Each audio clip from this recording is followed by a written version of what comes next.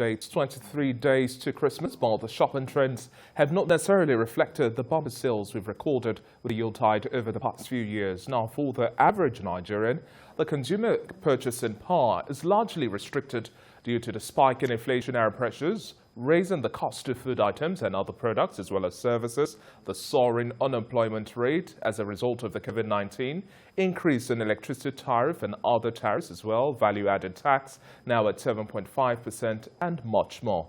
But the case is now worsened by the news that the country is in recession.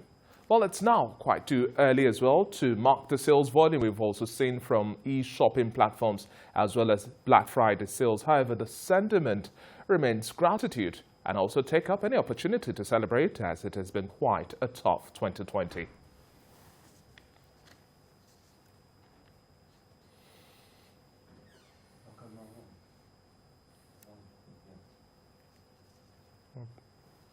And joining me now in our Lagos studio to discuss this and much more, I have with me Somi Akindikpe, finance analyst. Good to have you on the breakfast show today. Yeah, good morning. Well, it's 23 days to Christmas already. Exactly.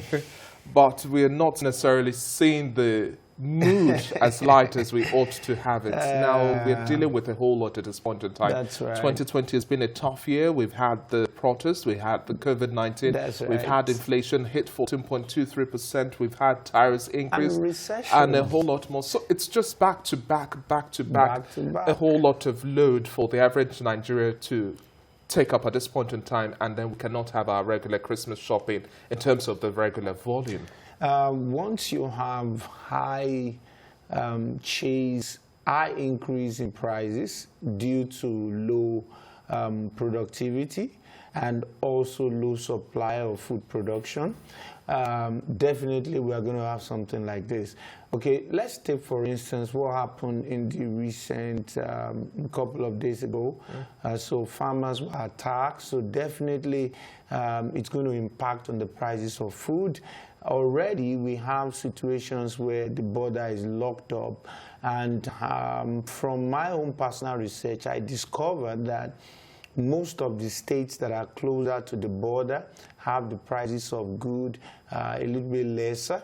How they did that, I don't know. For instance, in Ilaro, a bag of rice is selling for like between 12 to 18,000. Meanwhile, in Lagos, a bag of rice is selling for as much as 30,000. And that is to tell you that the border closure also impacted on eroding the purchasing power of the people at Christmas. When there's no purchasing power, there's no Christmas. There's no whatever. So even whether it's online or offline, people can't really buy much. The volume of what people buy over the last 3 years has dropped between 15% between 2018 to 2019 and about 17.5% between 2019-2020. So the Black Friday is not what it used to be. So all of these situations, insecurity situations, and border closure and recession problem and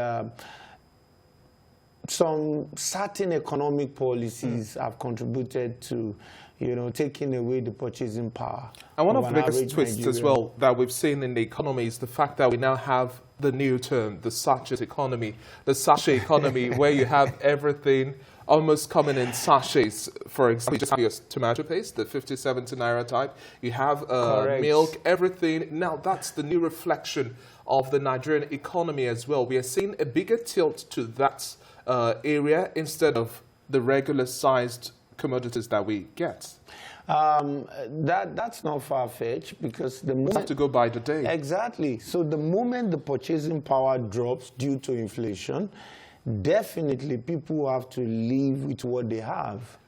And you see, for everyone listening to us now, I think it's high time for an average Nigerian to start thinking, how can I increase my sources of income? Because it's certainly becoming very clear that whatever you are making may not be able to put food on your table as time goes by. If this trend continues, it's going to become very serious.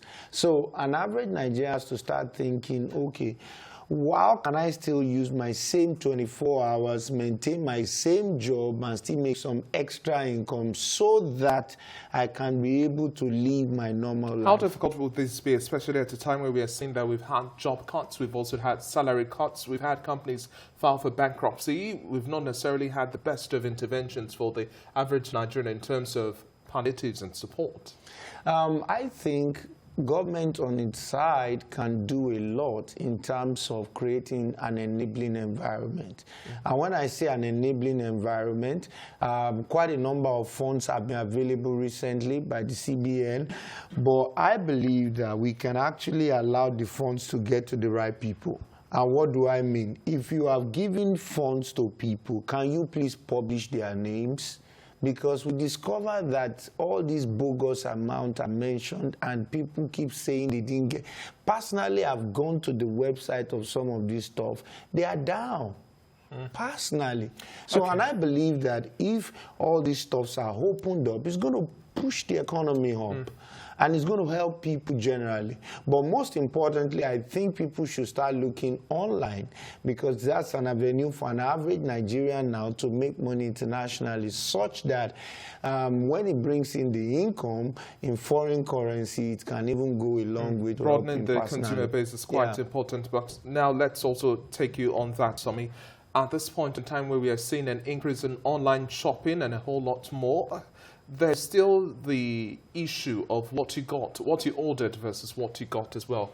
In terms of the online shopping platforms as well, the retailers and the entire value chain within the online shopping space, what should be the way to go in terms of standardization, checks, and also eliminating all of the unnecessary bottlenecks that we have? It's quite disappointing sometimes you pay for your hard cash and then you now get something you didn't order. Actually, I think that borders down the platform owners, because there are quite a number of platforms outside there that people will always want to come with their nefarious attitude of selling what is not good on the platform. It's now borders on the platform owner to maintain their integrity and say, guys, if you sell this on our platform, these are the fines that we're going to give you. And if they do that, it's going to help the credibility of their platform. Platforms that do not really do that over the years, we've seen them wind up. Well, complaints and response time also have to be shortened, minimized as much as possible, because at the end of the day, we just want to have a happy populace and celebrate the season. Thank you very much for your time on the show today, Somi Heightened. Thank you. Well, we'll take a quick break now. When we come back, we have sports news with Ikichuku Obienu. Don't go anywhere.